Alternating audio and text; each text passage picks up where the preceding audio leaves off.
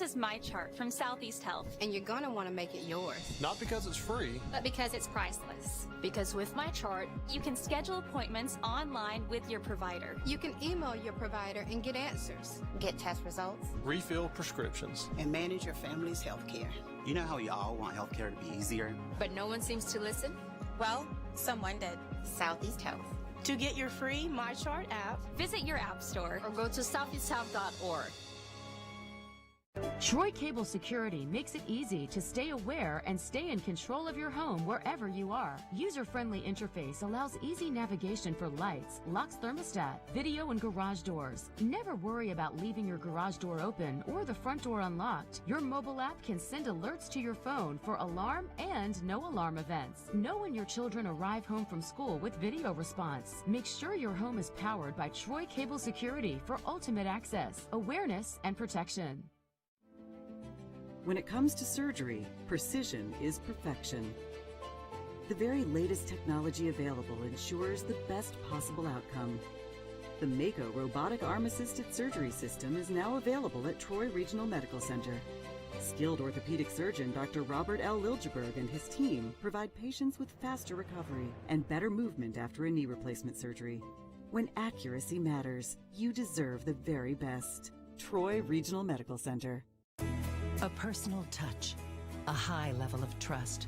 Whether it's checking and savings accounts, personal or business loans, or our local friendly service. That's what Troy Bank and Trust customers expect. But now we offer more. Free identity theft protection for our new and existing customers, protecting your family's time, money, and good name from identity theft. Because protecting your identity is now a big part of our identity. At the Piggly Wiggly, we proudly support our local farmers and bring you the best they have to offer, all at cost plus 10%. When you shop local, you reinvest in your community. Remember, buy local, shop local. Piggly Wiggly, local since forever. Good morning and welcome to Today in LA. My name is Mike Amos, his name is Forrest Lee, and we are going at it with a Tuesday today, and welcome to our show. Forrest Lee, what's going on? Well, today's July the 20th. It's National Lollipop Day. And when I think of lollipops, I think of Jimmy Renfro. You know, Jimmy's son is Al, and he's got a grandson that will be playing at Troy University this fall, the kicker. And but he carries Tootsie Roll lollipops. He carries a bag full of them everywhere he goes to football games. And you can depend on him. Jimmy Renfro's going to have a sack of Tootsie Roll lollipops. To give out, is that right? That's right. And Scott Taylor's his grandson. Yeah. And of course, he's got a lot of grandyoungins. And, but Jimmy Renfro, I hope you have one right now. Oh, yeah, exactly. National Lollipop Day. And Mike, another thing as it deals with history, and 52 years ago, I believe it was, the Apollo 11 landed on the moon. And Neil Armstrong was the first man on the moon. Yeah. But when they landed, his words were, do you remember what it were? It was, what was the name of the lunar? 1 foot for. Well, when the vehicle landed, he said the Eagle has landed. Okay. Then when he stepped on the moon, he said. He said 1 foot for man, 1 foot for mankind. Yeah, one step for man and one giant leap. That's right, for mankind. Yeah. And he was also on board with Michael Collins and Edwin Aldrin Jr. And but that was 52 years ago. Was he the only one that hit down on the moon, or was now I think Buzz Aldrin also. Yeah. They called him Buzz. Well, he had when he was younger, one of his relatives couldn't say brother, and she said Buzzer. Buzz. So that's how he got his name, Buzz. I read that this morning. You'll learn a lot on this show. You really will. So, Apollo 11. That was You know, a lot of people still don't believe that they landed on the moon today. I can remember watching it when I was a kid back in 1969. I was, what, 10 years old, maybe? Almost 10. And if you know, I'll just say this: if you don't know where you were when men landed on the moon, I feel sorry for you. We were at the beach, my wife's parents' beach house, and we on a black and white TV and 20-inch TV, and that's where we watched. Black and white, yeah. Do they still make black and whites? I don't know. Now, you know, Abby's a photographer. Our daughter is a photographer, and I love when she does black and white photos. And speaking of that, tomorrow, 31 years ago, I walked down the aisle at Raleigh Baptist Church, Salem Baptist Church in the Raleigh, Georgia. And Jody and I were married 31 years ago tomorrow. That is wonderful. Great marriage. Jody, super. Lucille Fowler Lee. Thank you, Roy Durham, wherever you are. Little Roy. Yeah, exactly right. Of course, you know, that's a proud moment. That was a proud moment. Of course, you know, you remember things, you know, that are real. You know, of course, your wedding day is always one of the top things. Within the birth of your first child, or your second child, or your third child. Those are the big days in your life, and you know. Ladies and gentlemen, Bill Rice is in the building. Bill Rice is in the building. Big days. Right. Come on, Bill. Rice I can remember that when her daddy got her to the altar, Mike, there was a big thump. The air conditioner went out as they were getting to the altar. We're talking about Jody and I, our 31st anniversary. 31st anniversary, yeah. Yeah, we're having a cake sale. It's a good time. We're having a cake sale. Right, we're having a cake sale for the 8 and under baseball team that's going to Laurel, Mississippi. Laurel, Mississippi. Awesome. And everybody buy a cake and help those kids have a. I want a lot of $100 cakes. How about that? A lot of $100 cakes out there for the mayor. You're making a memory that will last a lifetime. Yeah. And then the Ozone will be going to Laurel, Mississippi as well. And let's don't forget about our girls, our little 6 and under sweeties. They're going to Alexandria, Louisiana, and you can Google, search in Facebook and Google 6 and under sweeties. You can call the rec department. They can get in touch. They'll give you information how to get in touch with their coaches about helping fund that trip. If you don't want to buy a cake, how about also we'll take donations. You know, if you want to do that, $25, $50. How many of these things have you done in your life? No telling how many cake sales I've done. A bunch of them. I should have put that in my article about you. I would like to know. I would like to know how much money over the years that this show has gone to pretty much to recreation teams and so forth. Many thousands. But of course, it's been a lot of fun too, though. A lot of fun, and we look forward to it tomorrow. How much money did you raise for the Action Club with those big party preseason Troy fundraising parties? I raised a lot. Good morning. You on Today in L.A.? How you doing?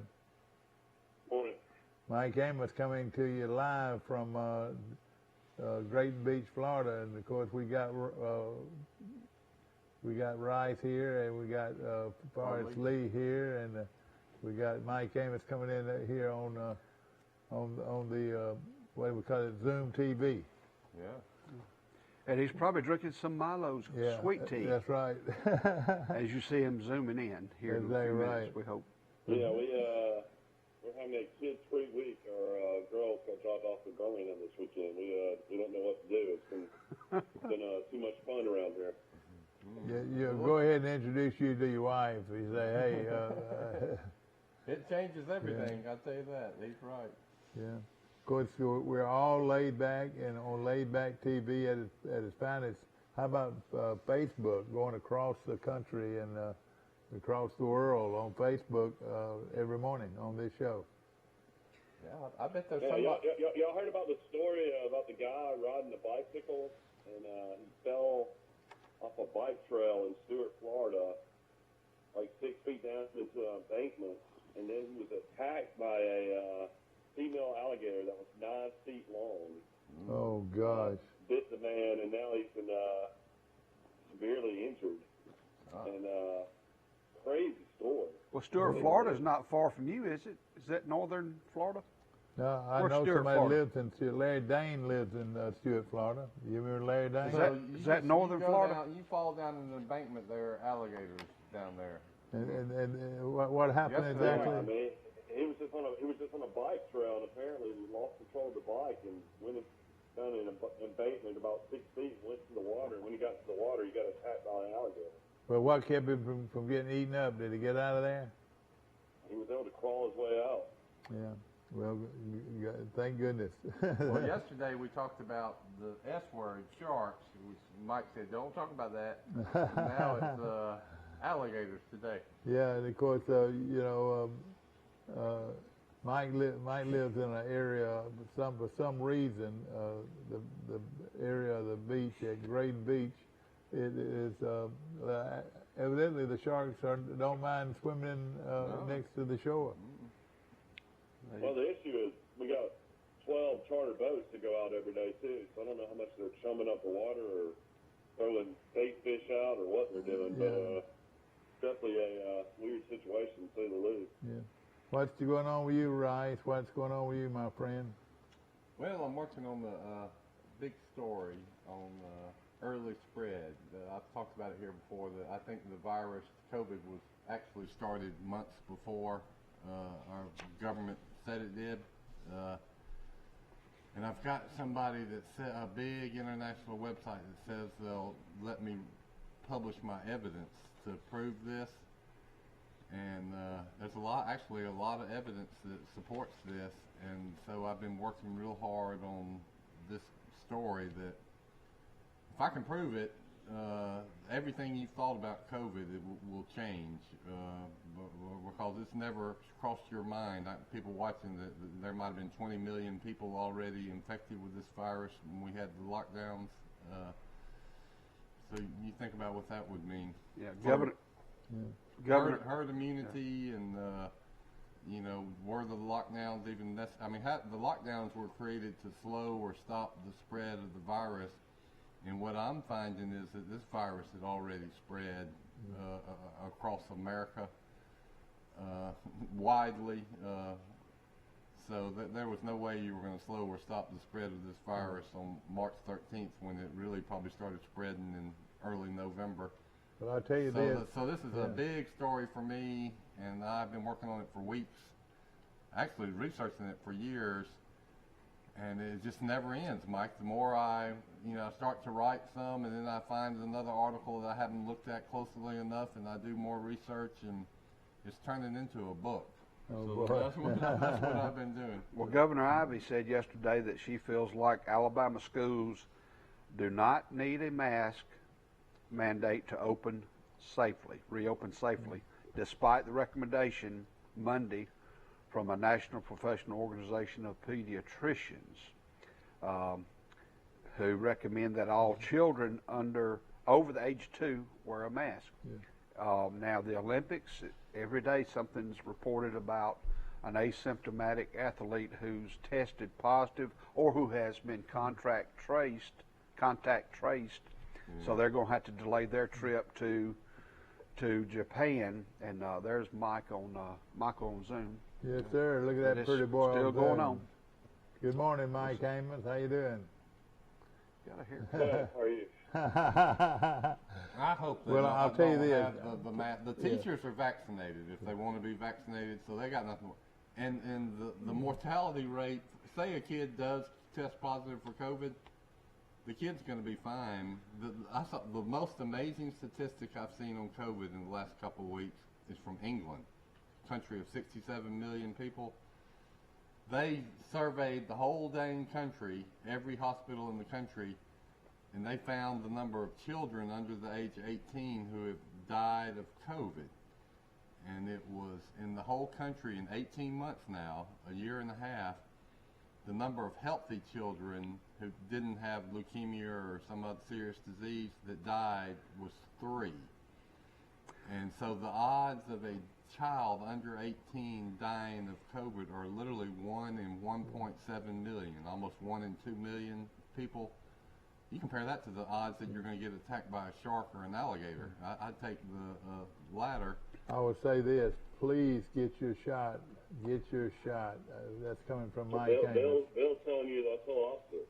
I know it. Well, but, I'm not saying. I'm better saying get Mike your Amos shot. needs the shot, and Forrest Lee, maybe even Bill Rice. Or had it. But a 14-year-old kid does not need the shot. I'm not talking about a kid. I'm talking about grown-ups. That's right. As it relates to getting the shot, yesterday the Southeastern Conference Commissioner, Greg Sankey, he said, he's talking about COVID, you hope not to have a disruption, but you hope it's not a plan, but if you have to miss a game because of COVID, that game was going to be a forfeit. Oh, boy. Will be forfeited. They won't be able to reschedule it. That's what he says. That means you need to be healthy to compete, and if not, the game will not be rescheduled, and thus, to dispose of the game, the forfeit word comes up at this point, is what he mentioned. Wow. He also said, we're going to be more stricter this year than we were last year. That's kind of hard to believe. it says Alabama.com, I read it this morning, 6 of the Southeastern Conference 14 football teams, 43% of the league's program have reached 80% vaccination threshold.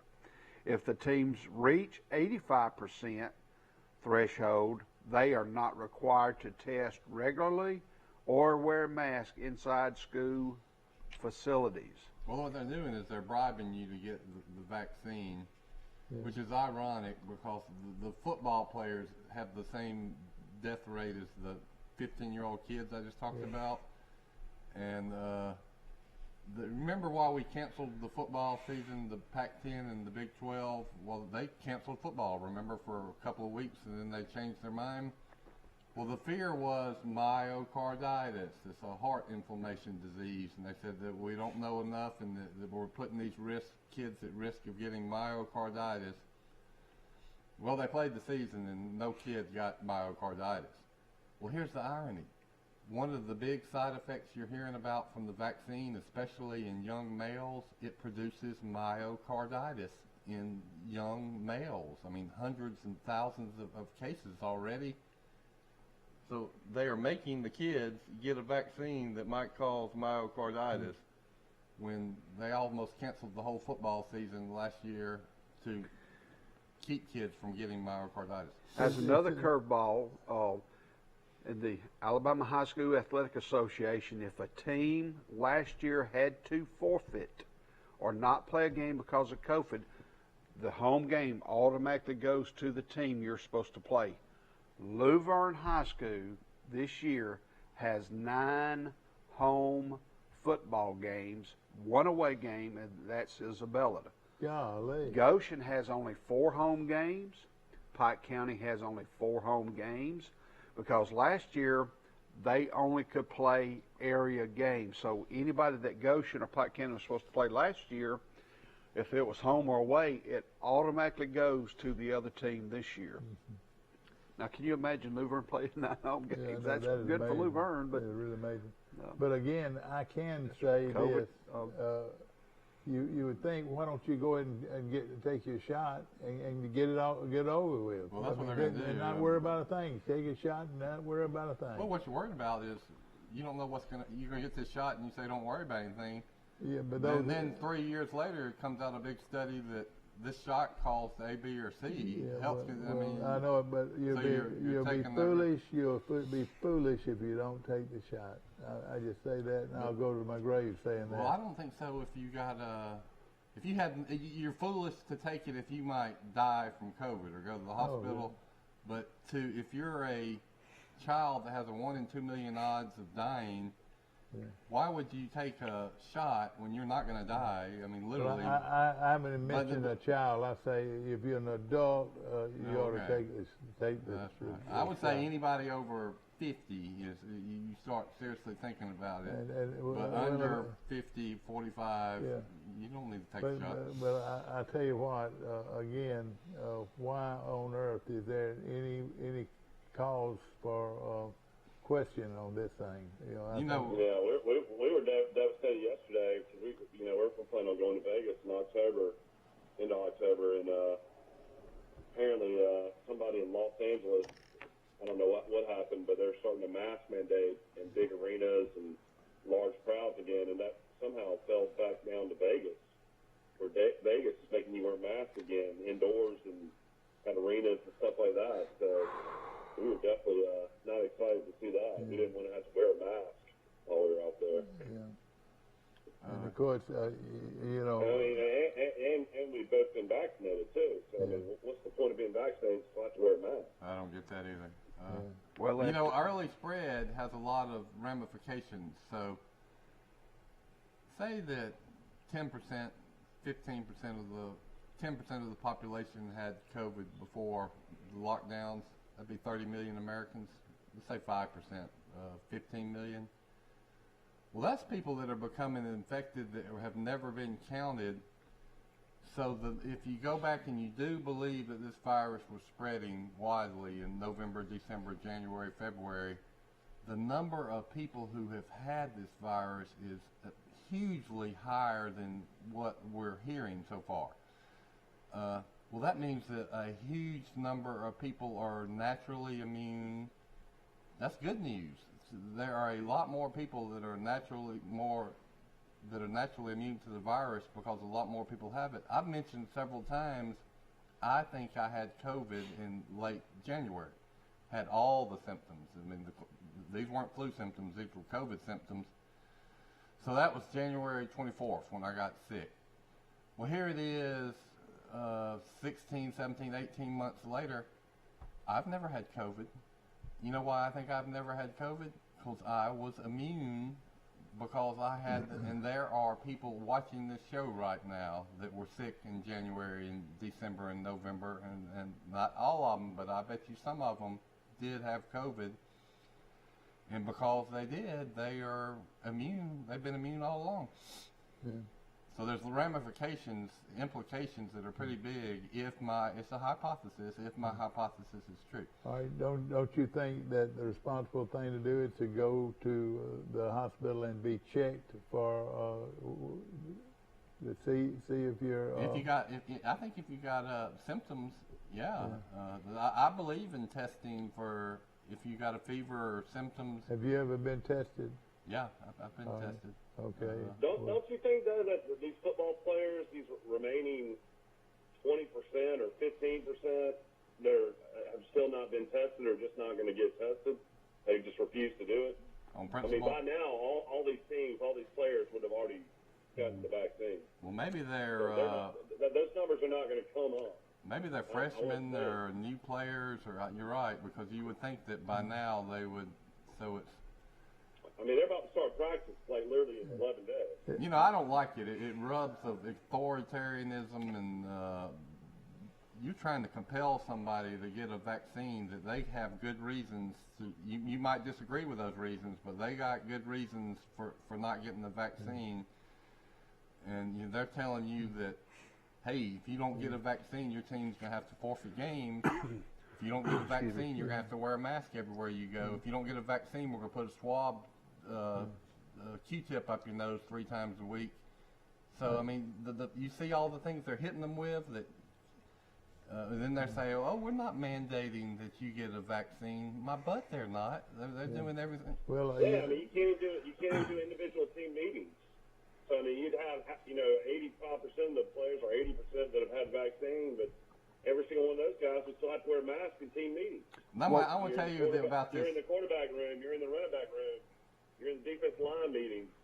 That one guy didn't get vaccinated, so they're still having to wear masks. All of them are going to have to do, safety precautions because of that. Well, one team last year we know that did something, Alabama whatever they did, their staff protocols, they really weren't affected by it last season that we know of. And I think they were earlier, like in the summers. Mm-hmm. Well, you know, it goes back to early spread. Heck, 40% of these players have already had the virus. They're not going to get it again. And this Sankey and the SEC that are pushing all this stuff, for one, how many college football players died of COVID last year? 2, how many were hospitalized? The answer to both of them is 0. So that tells you everything you need to know right now. There's 2 college players that died of COVID?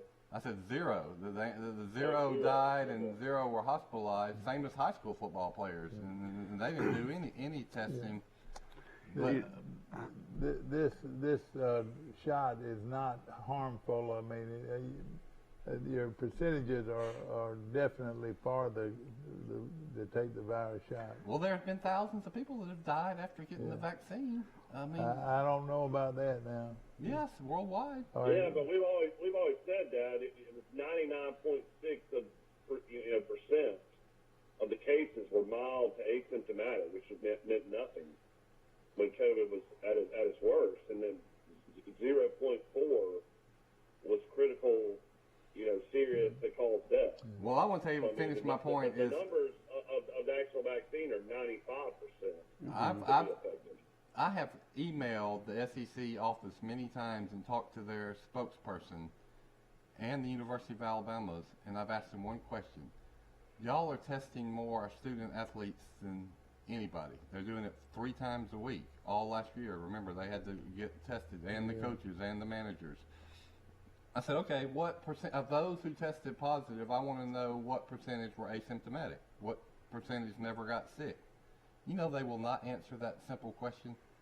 What about Troy University in your own hometown? They won't answer it? They won't either. I asked Cliff, of all the students who were tested positive, what percentage were asymptomatic? They know this. What's the purpose of testing and doing these studies if you don't? So the reason they won't tell you is because almost all of them don't even have symptoms, and that embarrasses them when you're saying, oh, we're making these people get tests, and none of them. I think Alabama probably had 12, 15 players that tested positive last year throughout the whole year, and you, just like you said, I would bet that maybe one of them had, felt bad for a couple of days. The other 11 they didn't even know they were. It's like John Rahm winning the golf tournament. Saban himself got it, had to miss the game, and he was fine. Yeah. He worked right through this medical case. Yeah. Right. We got to get him or we're losing. Will Matthews. Good morning. Let's see. Good morning. You're on Today in L.A. Hey, Bill. Will Matthews. Will. Hey, Will. I better. Good you called. I'll get off my COVID kick. Your 5th installment of your article about the commercial bank robbery was in the paper last week. So it took them 5 installments, but 5 installments to do it. What do the people from Ozark think about that? I don't know. It was a memory in my life. I mean, I was 4 years old, I think, when it happened. Yeah. Well, I appreciate him. Just signed a contract extension. 66 years old. I didn't know he was that old. Well, how much money, Mike, is he getting? I didn't see it. He already makes $5 million a year. Does he really? Does he really? Isn't that amazing? He's worth every penny of it. Yeah, he is. Yeah. I remember him when he was a young Birmingham Post reporter. Yeah, I do too. Post Herald. What? He's not the same guy that I grew up listening to, though. He's changed a lot. Well, he had to go kind of corporate, and I mean, he used to really get into it with folks on the radio back in the day. See, and that TV makes a big difference, Mike. Yeah. But he made his money off these crazy guys calling in from Birmingham and from, believe it or not, over there around Pat Dye area where he Real lives. Town. Yeah, Real Town, yeah, yeah. Of all places. Had a Real Town in Dadeville. Yeah, Real Town, Dadeville, and then also over in Birmingham, they had Tuscaloosa. Well, where was Shane from? He was there somewhere out there. Shane was from Center Point. Those guys are the ones that made him rich. And then that lady that passed away, that was the big Auburn fan. Tammy, yeah. Bless her heart. Those are the most legendary calls. Tammy. Yeah. And then he's got this one he's finally got rid of that is certifiably crazy. Jim from Tuscaloosa. Oh, yeah, man. I turn off the I really believe that some of these folks got real serious about things at one time. You know, you could tell they wish they could have meet this guy in the alley somewhere. Well, didn't Jim, Harvey I call have him? never heard Jim talk about sports with one of his calls. I mean, he just puts down other people and gets into it. But he'll never talk about, how's that Alabama offensive line looking, or how's the quarterback looking. But you can tell that they, and then they get jealous over who Paul was giving the most attention to. Oh man, he said Paul has got on. Will, 20 years from now, how many majors will Colin Marcar have? I say at least 10. Ooh, you think he's going to be the greatest golfer of all time? He's so cool, calm, and collected. I can see double digits. He's fun listening to. I can see him winning. Colin Marcoma. I tell you what, he's going to be tough to beat in the Opens in the future and the U.S. Opens in the future. But let me ask this, Will. He came into the tournament this past week, the 125th best putter on the tour. How in the world does a guy that's 125th in putting can win a he turned that around. He hits it so close. I mean, y'all know what I mean. He had a hot week on the. He was the 125th player on the. I think that's why Justin Thomas didn't do it as well. You're gonna make your share though. Yeah. Yeah, that's a misleading stat. You remember Boo Weekley, don't you? Oh yeah. Well, Boo Weekley one year was the #1 on the tour in greens and regulation. Yeah. You know where he finished on the money list? Where? Outside the 125, he lost his card. Oh my gosh, really? So, those stats are misleading. Yeah. Yep. But then of course the other big. Let me interrupt. There's somebody on this set that had a little action, shall we say, on Mr. Colin Morikawa before the week began. I want you to hear this, Will. He was 30-1. That means you can make a little $10 bet, which even I can afford to lose a $10 bet, and you win how much money? $300. $300. So thank you, Colin Morikawa. So you can have some meat between your two slices of bread. This week. I think people are gonna find this so easy because you can have 10 different bets. Yeah, one of them's gonna hit, maybe. Yeah, exactly right.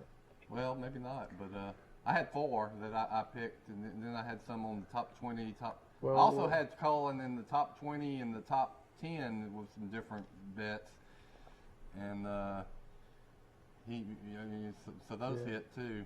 Plus I had Jordan Spieth in the top 5, and it's fun. Golf betting is a lot of fun. It's really growing. It's legal in most states too. But now you would bet, say, on a $30 bet, how much of that? What percentage goes to the bookie? The other thing about all these bets, these odd bets, you don't pay any juice. You don't pay any juice. So if you bet, that $10 bet I made on Colin Morikawa, if I lost it, I just lost $10. It's not in a football bet. You would have lost 11. Well, a lot of these local guys don't understand the golf part of it, and you don't see as much of this. But it's going to be I can tell big thing. Big because I go to the websites for Golf Magazine and the Athletic, and they are full of stories and ads about betting. Before every tournament, they have lots of writers that say, here are your bets, or here's who I like. And so and it's legalized in a lot of states, and they're getting behind it. Here's why they're getting behind it. Why is the NFL actually behind betting? Oh, yes. Half their audience, they would lose half their audience if Exactly people right. could not bet on an NFL football game. So golf is, the audience of golf is, and ratings are going to go way up the more people take an interest in betting on these matches and tournaments. Well, this week the 3M Open will be in Blaine, Minnesota, I believe, at the TPC Twin Cities course. The 3M Open in Blaine, Minnesota. See, I stay away from Who's going to win that one? Where Peyton and Eli Manning are going to be hosting and calling NFL games on Monday night. It's going to be called Monday Night Football MegaCast. So you'll be able to watch them on a different channel during Monday Night Football. You'll have a regular crew doing the regular Monday Night Football, but then they'll be doing the game as well. Yeah, and he's developed. I'm kind of interested in listening to two guys that played in the league so long and.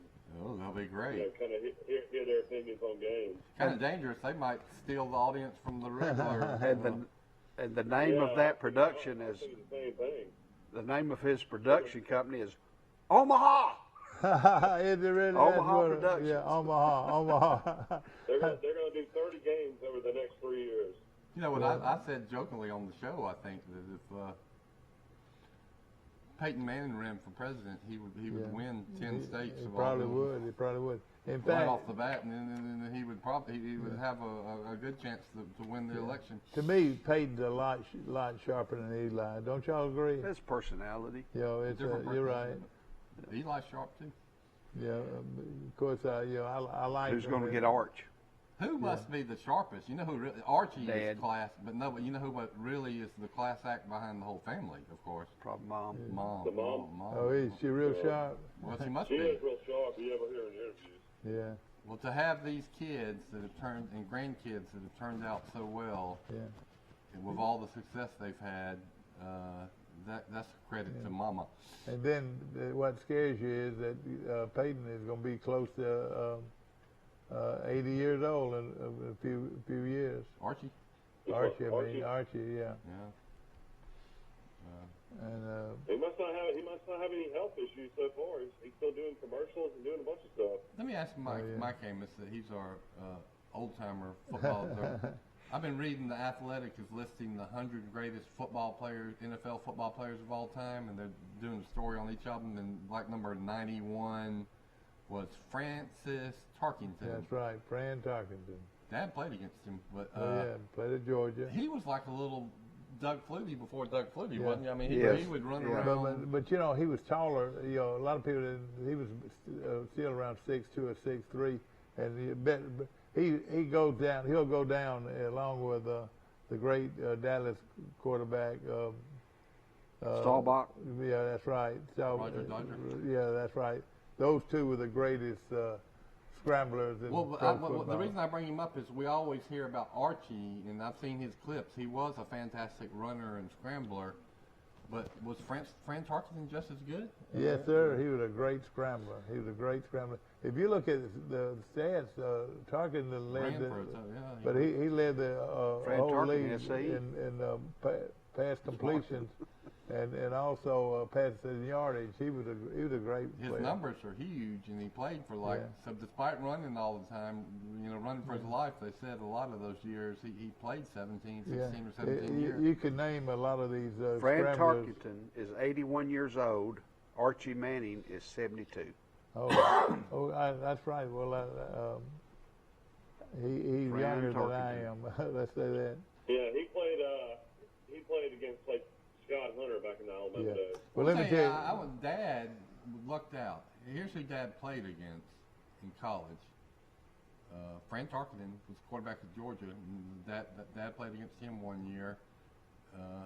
Then Lance Allworth from Arkansas. Bambi, they call him Bambi. He's in the Hall of Fame. And then he played with Joe Namath as a teammate. Joe Willie White. So that's two Hall of Famers he played against, and one he played with. That's really exactly. You know, where did Lance Allworth play in college? Arkansas. Arkansas. Yeah, they played for the national. That's who Alabama played to win the national championship. That's right. They had to beat Arkansas. You know who was a freshman on those teams? They call him the Dallas Cowboys. Oh yeah, the that's former, right. Coach of the Tush Hogs. The Cowboys. The Tush Hogs. Jerry Jones and his buddy that was the coach of the Cowboys for those. Oh man, the great Jimmy Johnson. Jerry. So they were like Joe Namath's age, and so freshmen couldn't play. Barry Switzer too. Yeah. Let me tell you this: out of all the coaches that I dreaded, Alabama or anybody going up against would be the guy he just named. Barry Switzer. Switzer was a boy. He was a tough guy to beat. His winning percentage at Oklahoma is just through the roof when he was there. Ran that old wishbone, and boy, he had all those great running backs. I tell you, he was a good coach. Allworth is 80 years old. old. 550, 600 yards offense every day, every game, and it would be 90% of it on the ground. On the ground, that's right. No question about it. They ran the wishbone a lot better than Alabama ran. Barry Switzer knew how to buy players too. Yeah, probably. Yeah. Eddie LeBaron, little Eddie LeBaron was a great scrambler. Also George Myra. Ever heard of George Myra from Miami? No, he played at Tampa, and of course he was a great scrambler. John Hadel. Yes, sir. Was the quarterback. Exactly right. We're going to take a short break, ladies and gentlemen. We'll be back to Today in LA in just a moment. French Harkinen did some. $29 down and payment as low as $99 a month. Yes. Now through Monday, $29 down and $99 a month. Yeah. $29 delivered. Only at Premier Chrysler Dodge Jeep. Shop at PremierTroy.com. Nobody beats a Premier deal. Nobody.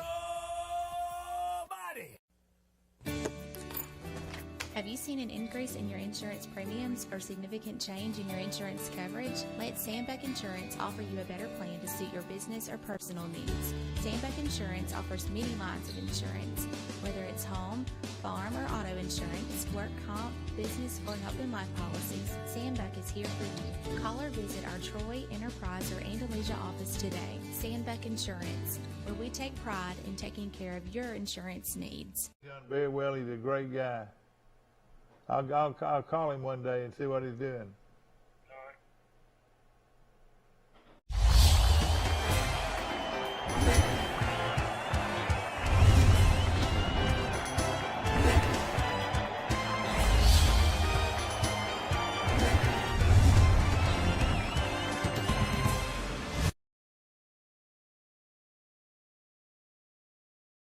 This is my chart from Southeast Health. And you're going to want to make it yours. Not because it's free, but because it's priceless. Because with my chart, you can schedule appointments online with your provider. You can email your provider and get answers. Get test results. refill prescriptions. And manage your family's health care. You know how we all want healthcare to be easier? But no one seems to listen? Well, someone did. Southeast Health. To get your free My Chart app, visit your app store or go to southeasthealth.org. Troy Cable Security makes it easy to stay aware and stay in control of your home wherever you are. User-friendly interface allows easy navigation for lights, locks thermostat, video, and garage doors. Never worry about leaving your garage door open or the front door unlocked. Your mobile app can send alerts to your phone for alarm and no alarm events. Know when your children arrive home from school with video response. Make sure your home is powered by Troy Cable Security for ultimate access, awareness, and protection. When it comes to surgery, precision is perfection. The very latest technology available ensures the best possible outcome. The Mako robotic arm-assisted surgery system is now available at Troy Regional Medical Center. Skilled orthopedic surgeon Dr. Robert L. Liljeberg and his team provide patients with faster recovery and better movement after a knee replacement surgery. When accuracy matters, you deserve the very best. Troy Regional Medical Center. A personal touch, a high level of trust. Whether it's checking and savings accounts, personal or business loans, or our local friendly service. That's what Troy Bank and Trust customers expect. But now we offer more.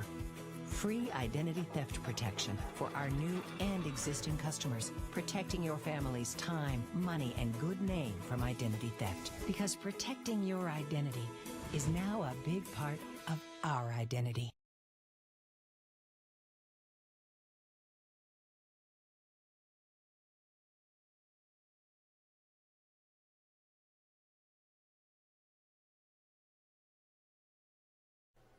Back to our show, ladies and gentlemen, and we're located on South Grundy Street in Troy, Alabama. I'm Mike Amos. He's Bill Rice, and he's Forrest Lee this morning. And Mike Amos coming from you up top from beautiful Grayton Beach, Florida. I want to mention. I just heard on NBC, the Today Show, the head anchors over there, and they were saying in the hotels that you can't go outside. They're only allowing you to go outside 15 minutes per day to like walk for exercise. What? And then after that, you have to go back to the hotel. Like, I mean, that's how strict the rules and regulations are in Tokyo for the Olympics. Oh man, I'm not. I mean, who in the world would want to experience that? No. No fans either. No fans at all. That's going to kill the ambiance of the no fans. I hope they don't have the ceremonies where they walk in the stadium to nobody. Maybe they'll. All the points I've made about playing. COVID being no real health risk to young people. Well, wouldn't you say that 95% of the athletes at the Olympics are under the age of 30? They've gotten. I mean, maybe some of the older coaches and announcers, but the athletes themselves have nothing to worry about from COVID. They're making all these millionaire golfers stay in the Olympic Village, I heard, with all the other athletes. And apparently it's almost like a 2-hour drive to the golf course where they're playing. I bet these guys are going to be miserable as well. They used some pretty nice accommodations, I would think. Yeah, no I question. see a big, colossal flop. Money losing. I've heard that some advertisers are already pulling their ads. I'm not really as interested in watching it. Is that going to be a 72-hole event? I don't know how that works. In the Olympics? What is the Olympics? 4 days, Will? I think it's 2 weeks, Michael. Yeah, 2 weeks. They always 2 weeks. Yeah. No, but I'm talking about the golf. It's the golf 4 days. Oh, golf is 4 rounds. So what is? Are we even going to have an opening ceremonies? I think so. We're going to have one with no people there. That would be Friday. Well, what about the people in the opening ceremonies? Aren't those people? Yeah. That's the athletes to be walking around. Well, so they're saying Hideki Matsuyama, who won the Masters, the great golfer, is going to light the torch. So they're going to have these. The opening ceremonies usually has thousands of people on the field doing their little waving their ribbons and whatnot. That's right. I guess they're exempt. I want to mention the Alabama High School All-Star events are going on in Montgomery all week long. And in baseball, the South All-Stars beat the North 7-6. And in that game, Tucker Gilchrist not only pitched very well in that game, but had 2 hits and scored 2 runs.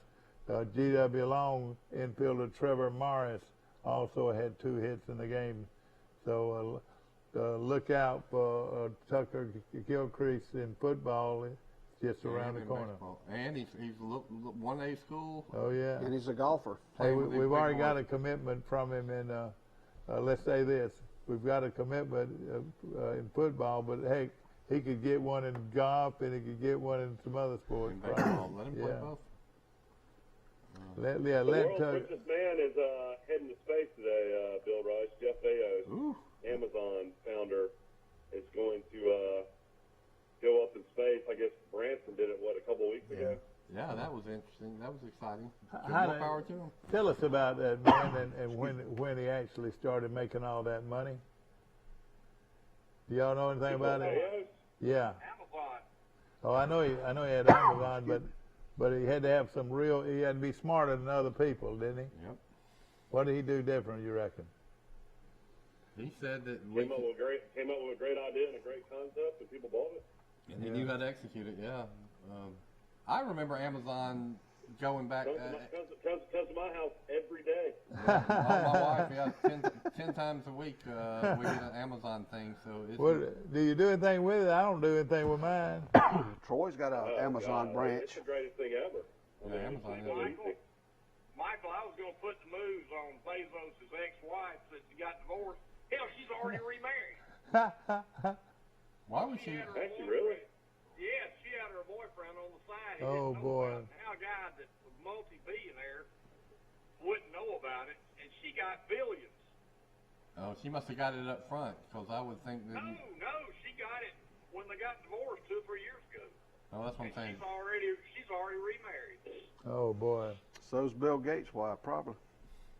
Well, Bill Gates' wife's going to get a pile of money. yeah. Well, we are learning a little about the other side of Mr. Gates. Daniel, he had a secret life. Yeah. Oh, did he have a girlfriend? I'm sure he probably did, didn't he? He had many. He was, his, Oh, really? Was he bad about he that? denies it, but it appears that one of his good buddies was Epstein. What? Are you serious? Oh, yeah. Oh, man. Boy. And you know, that's the story that has just been buried. All these buddies and VIPs that were going to Epstein's Island and on his plane. Man, the government officials and prosecutors have left every one of them alone. Well, people are scared to write about that story because a lot of them end up seriously dying. Well, it's a who's who of power in the world in politics, including presidents, vice presidents, prime ministers that were buddies of Epstein. So you read into that what you want to. And there were Venus flytrap plants all over the properties where there would be no flies to see what was Mike, I going on. want you to know that you can go to, I reckon it's actually philsteel.com, and you can order his magazine through that, philsteel.com. Yeah, there's a 1-800 number, and then you can mail it to whoever wants to get it. All right. Is that this year? I think it's going to be in the newsstands later this month. Yeah. I want to tell you this. There are four, what a lot of people say is there are 4 great quarterbacks in college football. Let's see how smart you boys are. Who are the 4? I'm looking at the picture. It's very, very easy to figure out. It's Oklahoma's quarterback. Clemson. No, Clemson don't have a quarterback. North Carolina's quarterback. North Carolina. Matt Corral from Ole Miss. It's Ole Miss's and Ole Miss's quarterback. And USC's quarterback. And the USC. Those are 4 real good quarterbacks that could lead their team, but I don't think North Carolina's got. Clovis, have you ever watched Stephen Clovis, the USC quarterback? He's pretty good. I've heard he's good. I haven't really watched him closely. And I think the one they say is the best is the North Carolina quarterback. They're your candidates for the Heisman Trophy. And what makes this guy, Matt Corral, so good, Mike? Evidently he's not afraid. He's not afraid. He's not afraid, yeah. Well, he's just kind of a gunslinger, you know, and in Kiffin's offense, he's going to put up huge numbers. I remember him I was watching the SEC Network, and they had a little preview show on Ole Miss a couple of years ago. And he was going to be their starting quarterback. And so I watched him throwing the ball, you know, spinning the ball, and I said, golly, that guy can really spin it. He's good. I've never heard of him. So then his first season plays out. He wasn't so good, and then he got beat out by this freshman that was such a great runner. John Rice Plumlee. So I said, well, that was surprising because I thought, well, that kid could spin it. Well, then Lane Kiffin comes in, and he goes back to this guy so my first instincts were probably right. The guy really can spin it good, and he's not a bad runner himself.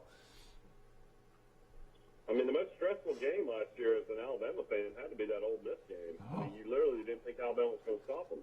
Right. I'm still getting over that one. I mean, I don't know how many total yards both teams had in that game. The final score was 63-48.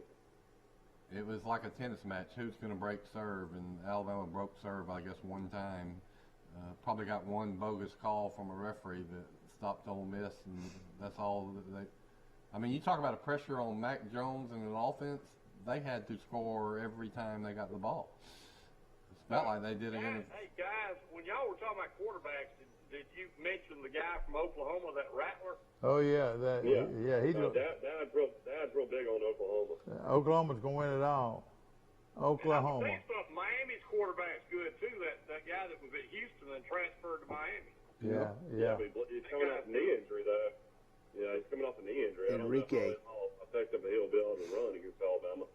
Gunnar Watson is rated the 51st best quarterback in the country. He's out of 50. There's a bunch of quarterbacks out there. He's the 50th ranked quarterback.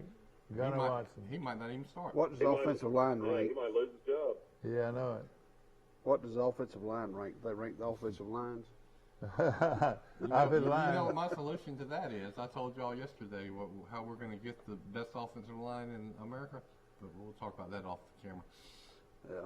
Yeah. Speaking of football, recently Mr. Bill Cadenhead passed away.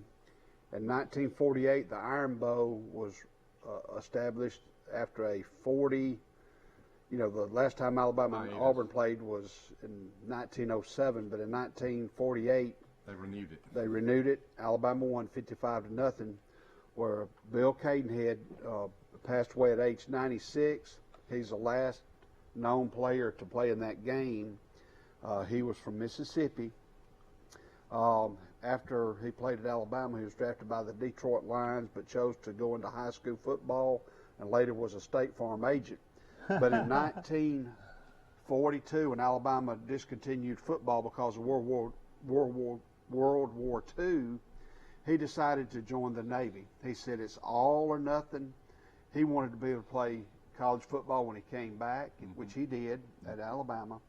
But he said, if I join the Navy and go into the submarine duty, that if I get out of that and make it, then I should be able to play football. It's either all or nothing was his quote. So sure enough, he was in several missions, and they were depth. You know, he had to go through depth charges a lot. He was on several missions. That's heroin. That can't imagine how heroin. But he came back as a World War II veteran and played 3 years at Alabama. Think about something macabre.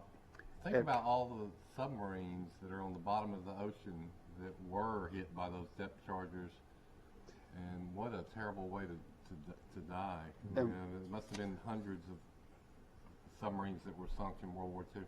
Denny Chimes, he, along with Harry Gilmore, were the first Alabama players to put their hands and cleats in the cement at Denny Chimes. That's amazing. Bill Cadenhead. Good story on that. Guys, the 2021 high school football schedule for the production here on TROYCABLE had some pretty good games. Then they're going to start it all off this year. On the 20th, Pike County plays Charles Henderson High School. Now I want to say that's a jamboree. Yeah, but it's a jamboree. But I'm trying to figure out who's the home team on this one. But that big rivalry starts it all off. August 20th too. I mean, it's going to be in Memorial Stadium. And then again, August 20th is a month away. That's right. No question about it. So a month from now, you can watch a huge rivalry: Charles Henderson versus the Bulldogs. And Pike Live will host Escambia Academy. It's only for bragging rights, so the game's home count. Then Pike Liberal has a big home game on the 20th too. They play Escambia, and it could be that they play both of them play on Friday nights at home. I'm not sure. They do. And Goshen plays away that night against Hopeville. Luverne plays Brantley on the 27th. That's going to be a big game, a real big game, big rival game. In Luverne. Then September the 3rd, Enterprise plays Dothan. What a rivalry that is. And then the 9th, Charles Henderson plays Early County, Georgia on TV. And that's going to be on Charles Henderson's home game. Zion Chapel plays Elba on primetime TROYCABLE Vision. That's going to be a good one. Carroll versus Headland will be another big one on the 27th. Then you got Pike County and Carroll. You got Brantley and Sampson. Boy, that's going to be a good one. Pike County playing Goshen is another game that we're going to have prime time. And then Pike Liberal plays Valiant Cross. Ladies and gentlemen, he's hit and knocked down at the Valiant Cross 14-yard line. And Valiant Cross is going to take it over on downs and win the football game. And the Valiant Cross football team is going wild. Man, that's an interesting lineup. Enterprise versus Davidson. God. And Charles Henderson versus I'll tell you Headland. what, if Zion Chapel beats Elba, they need to pick Randy Bryan up and carry him off the field. I know, I know it. And let me tell you this, then Pike County. I want to see Carroll Monroe. versus Pike Road, and then and Elba's 1A. Pike County versus Trinity. Let me tell you how if you got a lot of money, you can do a lot of things. Zion Chapel is building themselves a big, fine gymnasium, and they're leaving a big, fine gymnasium. They don't need a gymnasium. I mean, they've got an excellent gymnasium, and now they're building It's going to be a football athletic complex. I know it, and it's going to be as good as anybody. So they'll be having tournaments and all kinds of things. So here's what they have, Forrest Lee and Mike Amos and Michael Amos. They have a vision over there in those school systems. They're going to grow those schools by how? Growing athletics and extracurricular programs. They're giving people reasons to come to that school and then stay at that school. Is anybody listening out there about our little certain school system? But Dad, look how much nicer Elba's facilities are than Zion Chapel. Oh, Zion Chapel's got more kids at school, at Zion Chapel now than Elba does. Elba has a Elba's beautiful 1A. facility, yeah. I mean, Elba Goshen has a beautiful gymnasium. Goshen has a beautiful. Those are three beautiful gymnasiums, and Goshen's got one of them too. Well, Pike County School System, along with the city of Brundage, they're building a nice baseball, softball facility there in Brundage that's going under construction. And speaking of football, high school football, tonight at Goshen, in downtown Goshen at the Annex building, it's a meet and greet of the new coaches. The athletic director and head football coach Don Moore and his staff will be introduced. The Booster Club is putting it on. They have hot dogs, hamburgers, Cokes, and chips. Meet and greet. The Goshen Eagles tonight. Wait a minute. That's You tonight. mean free? That's what it said. Oh boy, they could eat supper down there tonight. That's right. You know, 6:30 at the I just Annex, learned about downtown the Goshen. Charles Simpson softball program is they don't have bleachers in their field. They don't have a PA system. They might have a little Mr. Micro. They sit up on So when the batter comes up, you don't even hear him now batting. Yeah, no, you're right. You don't hear Now that. batting for the Trojans, number 3, the center fielder, Al That's Morrell. You don't get that. There's a good article on AL.com about John Hanna talking about lessons he learned from Bear Bryant. And you always hear stories about Bryant from former players. And Hanna says in the article, he said he enjoyed playing for Chuck Fairbanks more than he had for Bryant. I responded to Coach Fairbanks a lot better than I responded to Coach Bryant's methodology. Hanna said to me, Fairbanks was the best head coach I ever played under. He had a great eye for talent, both player, talent, and coaching. He was the coach of the New England Patriots. And then Hanna goes on to say, he said about Brian, I was scared to death of Brian. Sure he was. Who he described as a tough hombre. I was in awe, Hanna says. I was so in awe that I didn't want to be his buddy.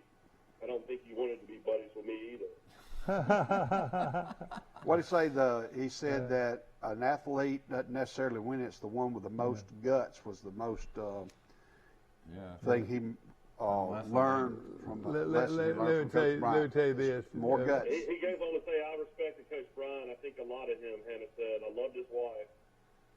His wife was one of the kindest ladies I've ever met in my life. But Coach Brian, we had a Saturday, matter of fact, I think it was a week before the Southern Cal game when they beat us so bad. He sent 10 guys to the hospital with heat stroke and dehydration.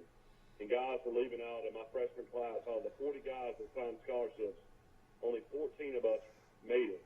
Guys were packing their bag and everything and I'd have quit. Luckily, I fell asleep before I could pack my car. What is that? He said 14 to 40. Said he was going to leave, but he fell asleep. You know what? Yeah, Hannah said he was going to quit, but he fell asleep before he had time to pack his car. You know, my dad came in, and back then they could sign 60 players. Yeah, I think there were 50 or 60 in Dad's signing class. Yeah. And he told me when he graduated, you know how many were left? 7. Yeah. Let me tell you something. So 40. So what's that about? About 85% were gone in 4 years. A lot of people say that John Hannah was the greatest lineman ever to play the game, and I'll tell you something about him. He was not a huge player, from your chest up. From the chest up, he didn't look like he with a big weight lift or anything. But then you go down there and you look at his thighs, and his thighs were huge, huge thighs. And boy, he was a great wrestler too. Oh yeah, he was. He sure was. And boy, he would knock you off the ball. If you watch some old footage of Hannah, and I'm old enough to remember, I would watch him. I would watch a New England Patriots game, and I'd watch the left guard every play. Well, I mean, he would knock people off the ball 7 yards, and he was knocking people off the ball that were all pros. Well, let me tell you like this. Bob Lilly, remember how great he was for Exactly. the Cowboy? I would watch Hannah go against Lilly, and Hannah just ate him up every single play. That's right. Well, let me tell you this. K.T. Cole is a very close friend of John Hannah. They were in business together, stockbrokers together, and he said he's just as mean off the field. Let me tell you this. He said John Hannah was mean. I mean, he was a bad dude. And he was, of course, a very good business person. And Robert Cole, K.T. Cole, made Hannah a lot of money. They went into business together, and they were stockbrokers. And Robert was with Rothschild, a huge stock in Boston. Yeah, in Boston, a huge. And Hannah started coming down there and learning the stockbrokers. So that's how they became buddies. But I'll tell you what, he'll tell you this in a second. He said Hannah would get mad, and he said, and K.T. Cole ain't no little old whipping boy, I promise you.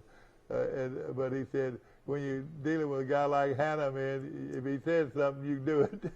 I've always just kind of read between the lines that Hannah has he's an independent thinker. Those quotes that you just gave, Michael just gave us, tells us that he ain't agreeing with everybody. Yeah, that's right. But he has got a fiery, you know what I really think?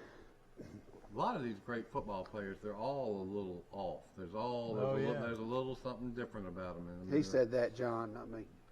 Bill. My dad had said it. I mean, and I think about the teammates he had, and they were, some of them, they have something when they get on the field that they're a little psychotic. That's exactly right.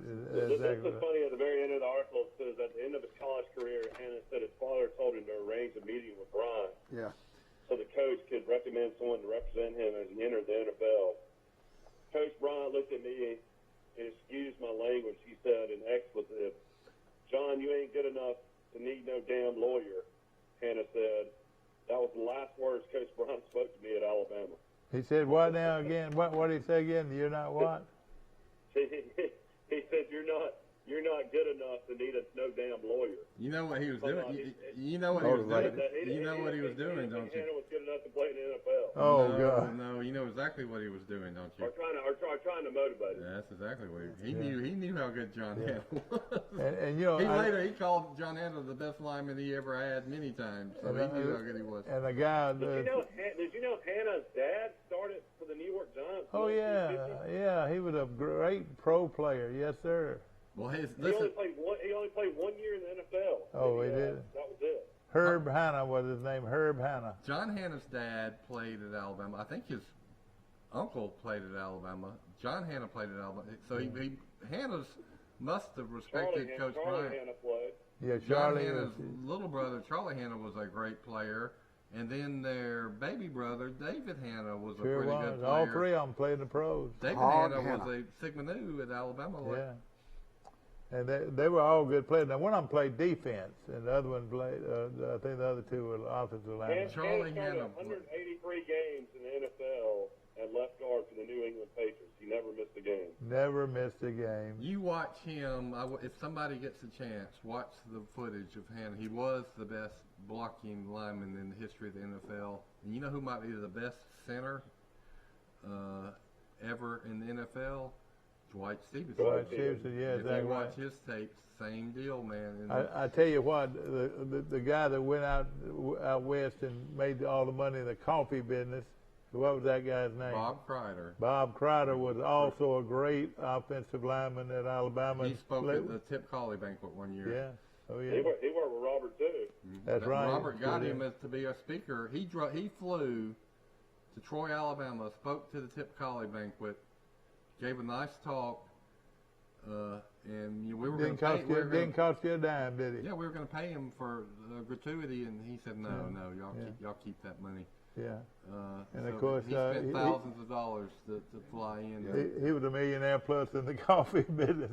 He said, Seattle is the coffee capital of the country. Would you say that? He impressed me. And he's a friend of KT Cole's, and KT Cole set that up. You talk about people that do things for others.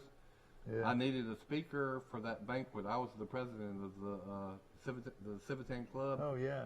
And so I went after Gene Stallings, and he almost came. And then I was mentioning it, and somehow KT Cole said, well, I'll get you one. I know Bob Crider will probably come. But John Hannah was born in Canton, Georgia, and attended Baylor School in Chattanooga. And then he transferred to Albertville. My brother-in-law went to their rival school. He went to McCallie. And then he transferred to Albertville. Y'all remember Fox Johnson from Troy? Yeah, all right, He went to McCallie. That's my son-in-law went to McCallie. Lived there. He lived there 4 years. He lived there 4 years from the 9th grade on. He lived at McCallie. Since Hurt Hannah's father started every game at right offensive tackle for the New York Giants in 1951. He was a 30-year-old rookie when he started at tackle. What do you think, he was in the war? Yeah, must have been. Yeah. Those Hannahs are... You know, and about the same time, I reckon a little bit later, Auburn folks, you know, you look at great players at Auburn. Well, Auburn had a hero-type player named Tucker Frederickson. And let me tell you this, Mike, he was as good as anybody that ever played football in the Southeast Conference. Hannah mentions him in the article, actually.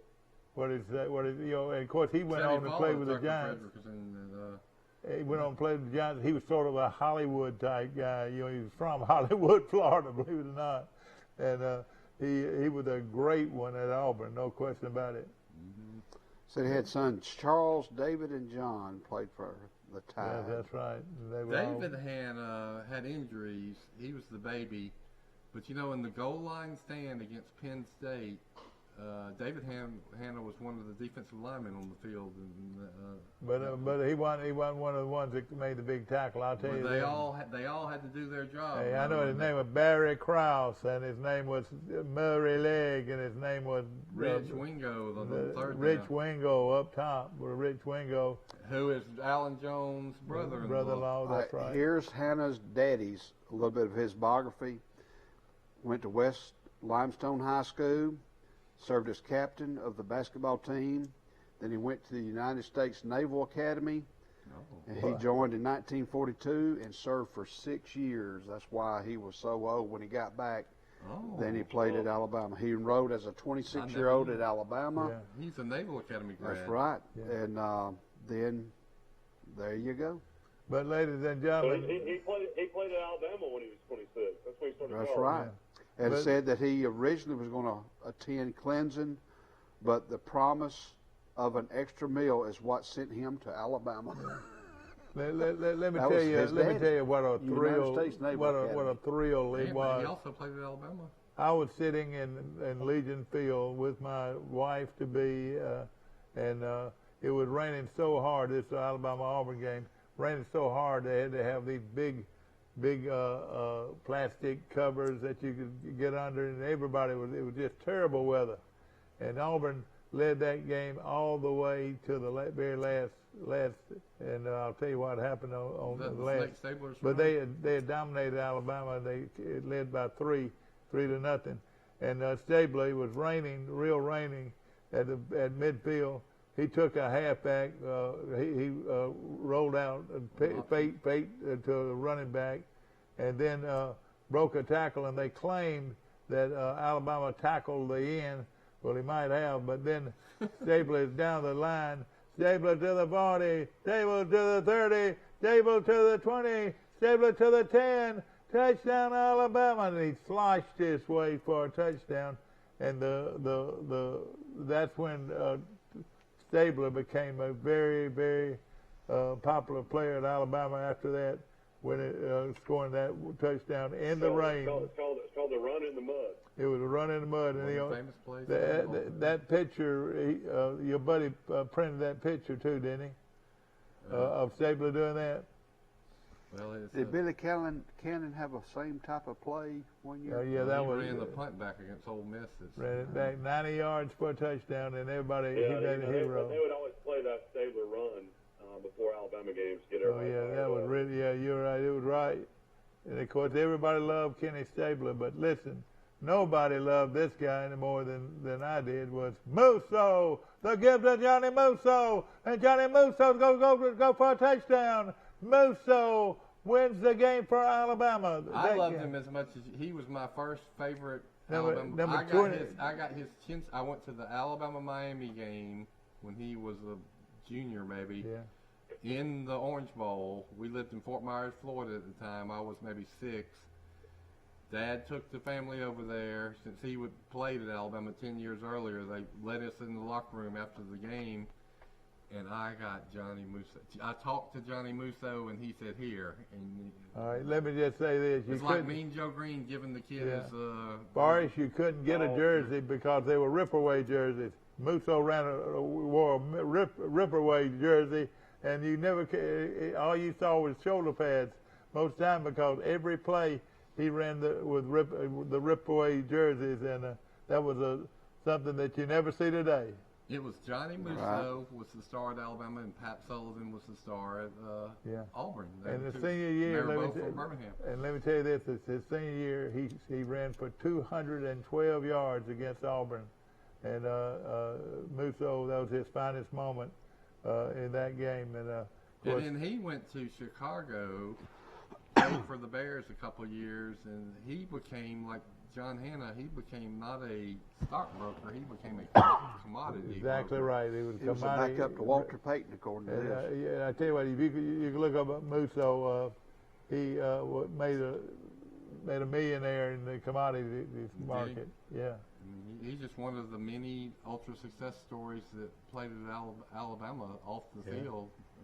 Then of course, that would be interesting to learn all the number of millionaires, the people who became millionaires, who played for Coach Bryant. It was a large. And I wanted to get my buddy out there to come down here and put up a restaurant.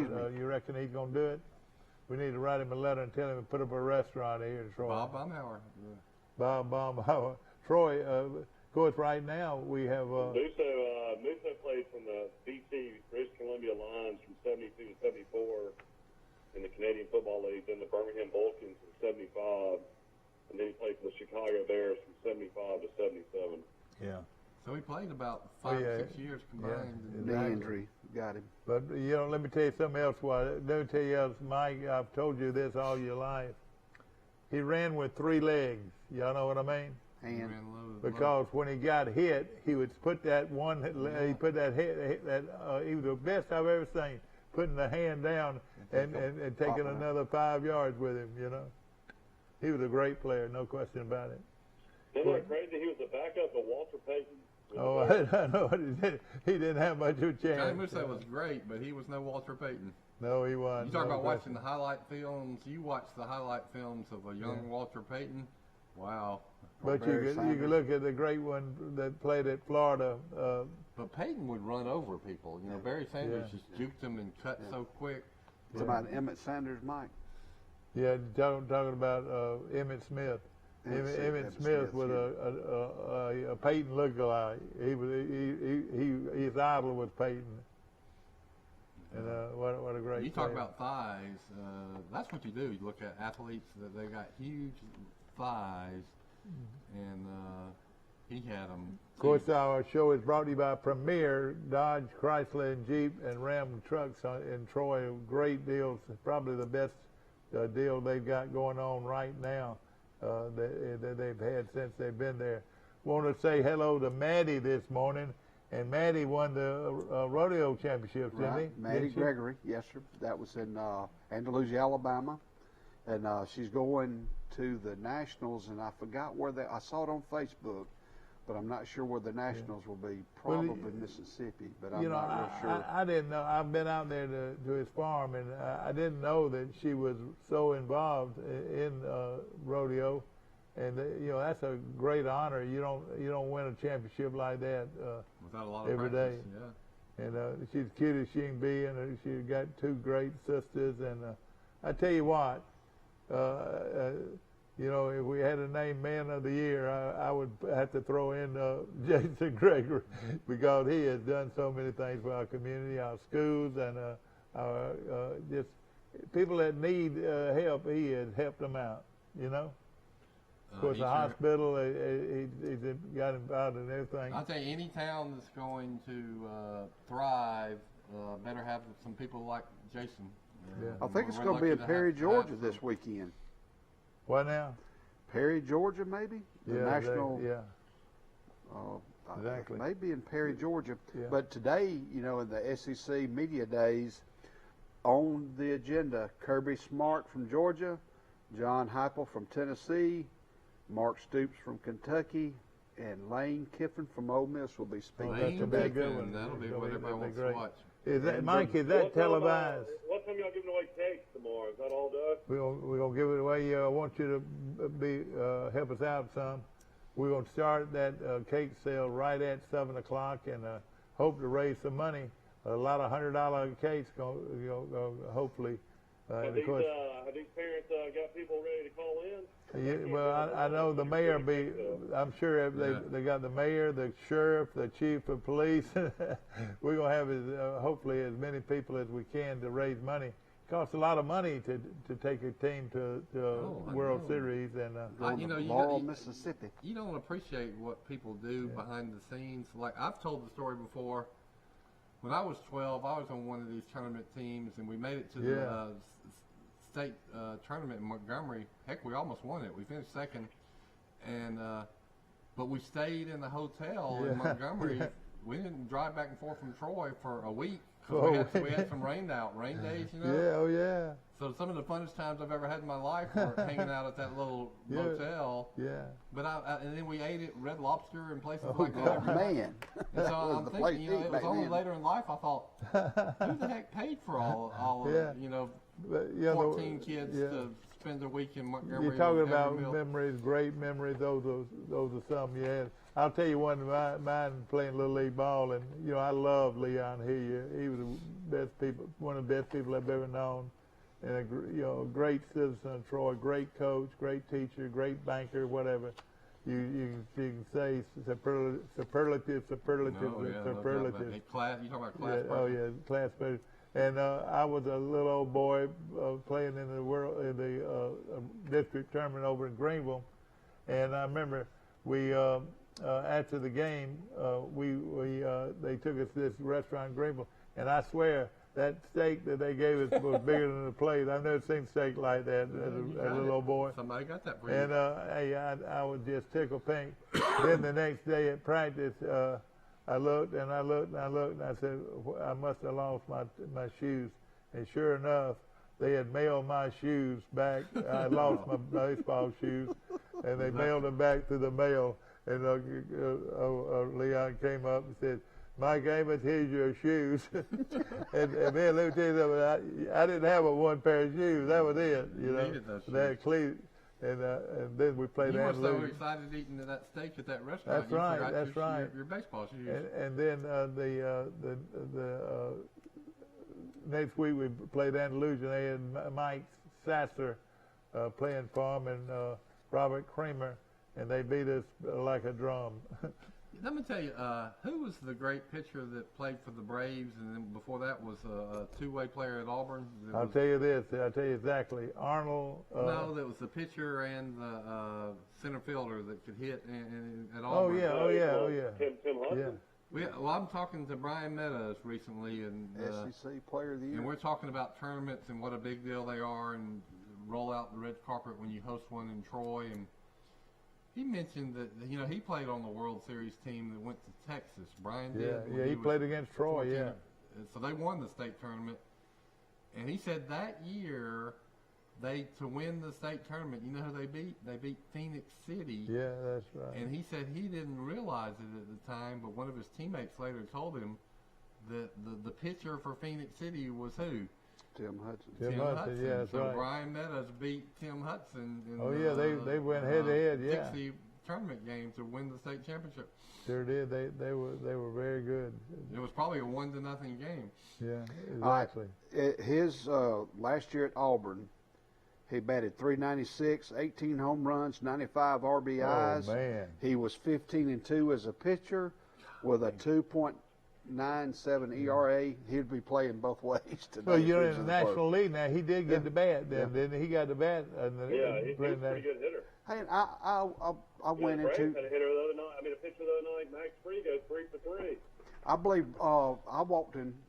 I go to the liquor store to get cigar boxes. I do little things with cigar boxes. Buy liquor, in other words.